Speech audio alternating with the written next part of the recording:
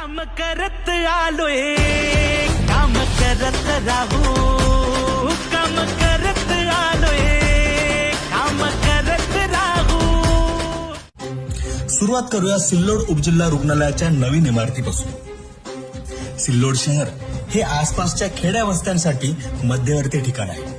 येथे याआधी 50 खाटांचे उपजिल्हा रुग्णालय होते, परंतु ते परिसराच्या दृष्टीने जनसामान्यांच्या सोयीसाठी आरोग्याच्या दृष्टीने अपुरे असून त्यापेक्षा मोठे 100 खाटांचे रुग्णालय व्हावे हे साहेबांनी मनोमनी हेरले होते. त्यासाठी त्यांनी शासनाकडे सातत्यपूर्ण पाठपुरवठा चालू ठेवला होता.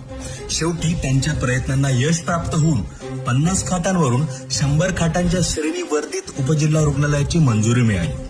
यासाठी माननीय नामदार अब्दुल सत्तार साहेब यांनी शासनाकडून तब्बल 40 कोटी 16 लाखांचा निधी साहेबांनी मंजूर करून घेतला. या अद्ययावत रुग्णालयात तळमजला, पहिला व दुसरा मजला असणार आहे. त्यात बाह्य रुग्ण विभाग, आंतररुग्ण विभाग, सामान्य वॉर्ड, ऑपरेशन थिएटर, महिला प्रसूती विभाग, वैद्यकीय अधिकारी कक्ष, वैद्यकीय कर्मचारी कक्ष, क्षकिरण विभाग, रोग चिकित्सा प्रयोगशाळा आणि औषधी विभाग इत्यादींचा समावेश असेल. पूर्वीच्या 50 खाटांच्या रुग्णालयाच्या तुलनेने अधिक डॉक्टर्स आणि परिचारिकांची संख्या सुद्धा वाढणार आहे.